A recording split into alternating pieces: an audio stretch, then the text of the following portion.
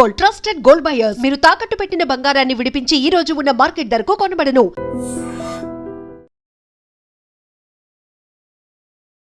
నమస్కారం ఐడ్రీమ్ ప్రేక్షకులకు స్వాగతం, సుస్వాగతం. గురువు గారు, మరి వారాహి నవరాత్రుల్లో 3వ రోజు అమ్మవారు ఏ రూపంలో దర్శనమిస్తున్నారు, అలాగే పూజ, నైవేద్యం, దీనికి సంబంధించిన విశిష్టతలు ప్రతిదీ మా వ్యూయర్స్కి ఒకసారి చెప్తారు? తప్పనిసరిగా. ఆషాఢ శుద్ధ తదియ అంటే 3వ రోజు. ఈ రోజున అమ్మవారి అవతారం బృహద్వారాహి అంటారు.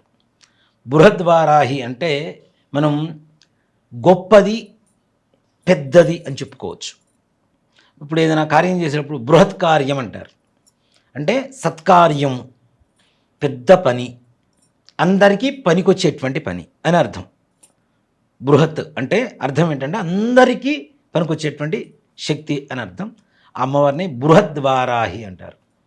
ఈ బృహద్వారాహి ముఖ్యంగా ఎవరికైతే జాతకంలో గురుగ్రహ సంచారం నీచంగా ఉంటుందో, గురుగ్రహ సంచారం నీచంగా ఉంటే ఏం జరుగుతుంది ముఖ్యంగా అంటే పెళ్ళిళ్ళు కావడం ఆలస్యం అవుతుంటాయి, ఉద్యోగాలు రావడం ఆలస్యం అవుతుంటుంది, సరైనటువంటి విద్య రాదు.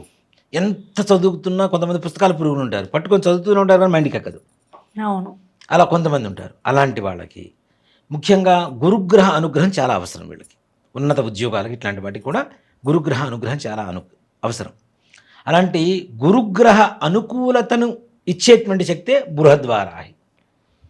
మనం చదువు, ఇప్పుడు కొంతమంది గంటల తరబడి చదువుతూనే ఉంటారు, వాళ్ళకి అత్తరుసు మార్కులే వస్తుంటాయి, ఒక పాస్ మార్క్స్ వస్తుంటాయి. కొంతమంది గంట సేపే చదువుతారు కానీ మైండ్కి ఎక్కేస్తుంది. దానికి 2 రకాల విద్యలు అంటాం. ఒకటి పుస్తక విద్య, ఒకటి మస్తక విద్య. మస్తకం అంటే మైండ్. పుస్తకంలో ఉన్నది మైండ్కి ఎక్కించుకోవడం అంటే ఏం లేదు, ఏదో కాసేపు ఎక్కించుకుంటాడు, రాసి వస్తాడు, అయిపోతుంది. కానీ మస్తకంలోకి ఎక్కింది ఎప్పటికీ ఉంటుంది. అందుకనే ఒక శ్లోకం కూడా ఉంటుంది నా నీతి శాస్త్రంలో, స్వగృహే పూజ్యతే మూర్ఖ. మూర్ఖుడు అనేవాడు ఇంట్లో మాత్రమే పూజింపబడతాడు. స్వగ్రామే పూజ్యతే రాజ. రాజు అనేవాడు గ్రామంలో మాత్రమే పూజింపబడతాడు. స్వదేశే పూజ్యతే ప్రభు. ప్రభు అనేవాడు దేశంలో మాత్రమే పూజింపబడతాడు. పండిత సర్వత్ర పూజ్యతే. పండితుడు అనేవాడు ఎక్కడికి పోయినా పూజింపబడతాడు. అది మస్తకంలో ఉంటేనే పండితుడు అవుతాడు, పుస్తకంలో ఉంటే పండితుడు అవ్వడు. అవునా? ఇలాంటి పాండిత్యాన్ని ఇవ్వగలిగినటువంటి శక్తి ఎవరైనా ఉన్నారు అంటే బృహద్వారాహి అమ్మవారు. చదివింది ఏకసంతాగ్రాహులు అంటాను చూడండి. ఏకసంతాగ్రాహులు ఒకసారి చదవగానే మణికి ఎక్కేస్తుంది. జస్ట్ బుక్ చూడగానే అంతే, ఓకే కంటెంట్ రా. ఇప్పుడు మొన్న మధ్య రోబో సినిమాలో చూపిస్తారు చూడండి, తిరిగేస్తాడు. ఆ టైప్ అనమాట. వాళ్ళని ఏకసంతాగ్రాహులు అంటారు. ఒక్కసారి వింటే చదివినా విన్నా వాళ్ళ మైండ్లోకి ఎక్కేయాలి. అలాంటి శక్తిని ధారణా శక్తిని ఇచ్చేటువంటి అమ్మవారే బృహద్వారాహి. మంచి విద్యలు కలగాలి, పిల్లలు మంచి అలవాట్లతో ఉండాలి, దుర్వ్యసనాలు పాలవ్వకుండా ఉండాలి, దుస్నేహాలు పాలవ్వకుండా. ముఖ్యంగా ఇవాళ రోజున ఉన్న ప్రమాదమే అది, దుస్నేహాలు, దుర్వ్యసనాలు.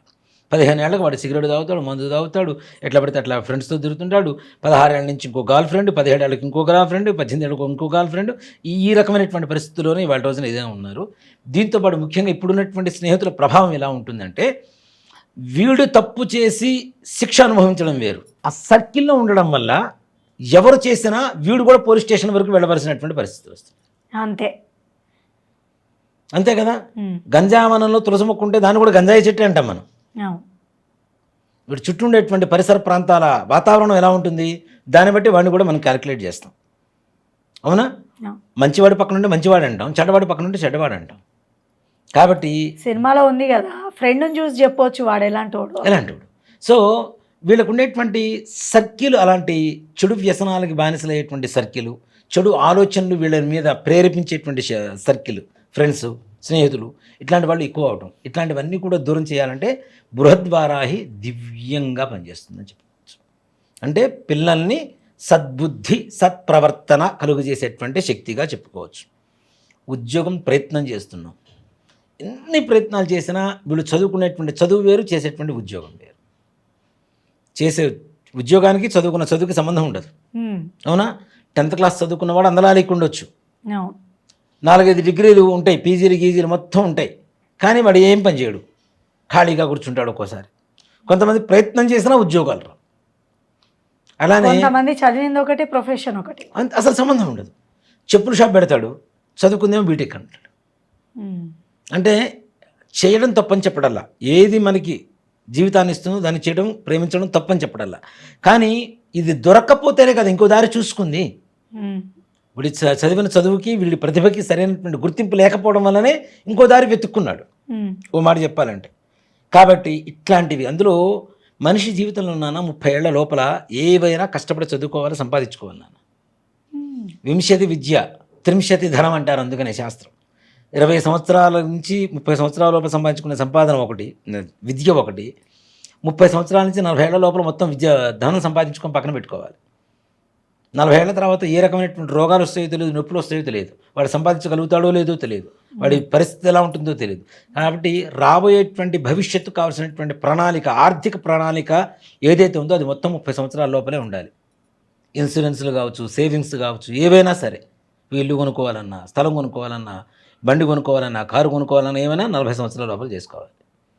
ఇవన్నీ కూడాను ఇట్లాంటివి కలగాలి అంటే మనం అనుకున్న సమయానికి అనుకున్న పనులు సకాలంలో పూర్తి కావాలి. బీటెక్ పూర్తి అయిపోయింది, వెంటనే జాబు రావాలి, ఓకే వచ్చారు. నిజంగానే బీటెక్ చేసిన తర్వాత 4 సంవత్సరాల తర్వాత జాబ్ వస్తే వీడిని ఫ్రెషర్ అన్నగా,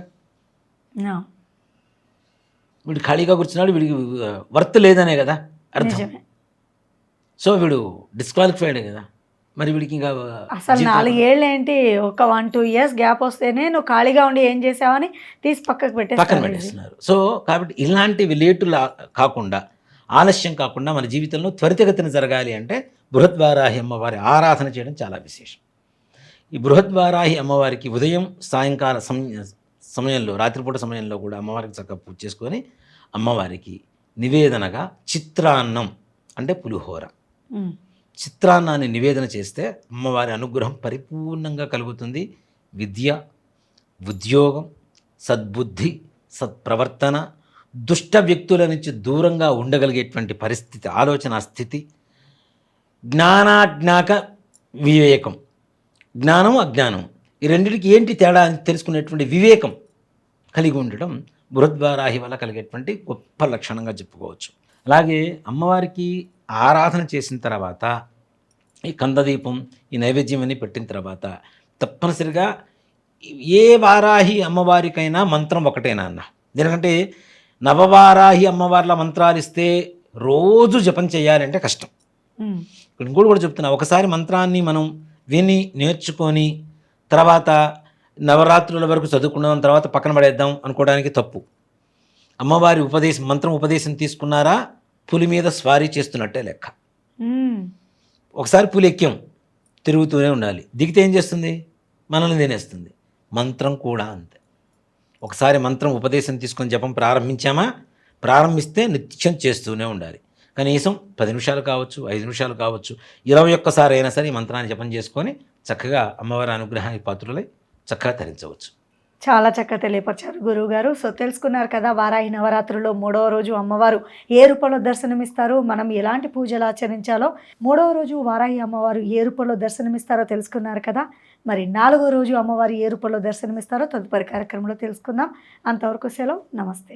And for more videos, Please subscribe to iDream. Please subscribe to iDream. Please subscribe iDream. And please subscribe to iDream. For more videos, subscribe to iDream. please like, share and subscribe to the channel. Congratulations, iDream. Subscribe to iDream. Subscribe to iDream. So subscribe to iDream Media. iDream team andarki huge congratulations. Please subscribe iDream Media. Please subscribe to iDream. Subscribe iDream. Please subscribe to iDream. iDream అంటే నా కళల ఛానల్ను subscribe చేసుకున్న నోరు తిరుగుతలేదు, మీరైతే గంట గుర్తు కొట్టండి. For more such videos, please subscribe to iDream. Subscribe to iDream. Please subscribe to iDream. Please subscribe iDream Media. Please do subscribe to iDream. Please subscribe to iDream Media. For best entertainment and information, please subscribe iDream. And don't forget to subscribe to iDream.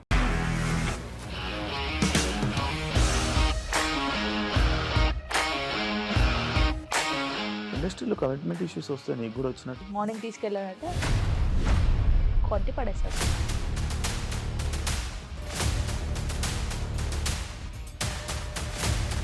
కూడా చూడలేదు. బాగలేదు ఈ cinema అని చెప్పడానికి కూడా చాలా ధైర్యం కావాలి. అది నిజం కదా, దాంట్లో ధైర్యం ఏంటి ఇది? నెక్స్ట్ డే ప్లేట్ మార్చేస్తే తప్పు కదా. As of now we are comfortable this అని నేను అనుకుంటున్నాను. రష్మిక గారిది మీది ఒకే ఊరంట కదా. నీకు కోపం వచ్చిందంటే బాగా తిట్టేత్తరా? తిట్టేద్దామండి. నిజంగా గేమ్ ని ఎలా చేంజ్ చేయగలిగారు? ఏపీఎస్ఎఫ్సి వాళ్ళకి 6 నెలల్లో నేను 6 లక్షలు కట్టా. బిజినెస్ చేయాలి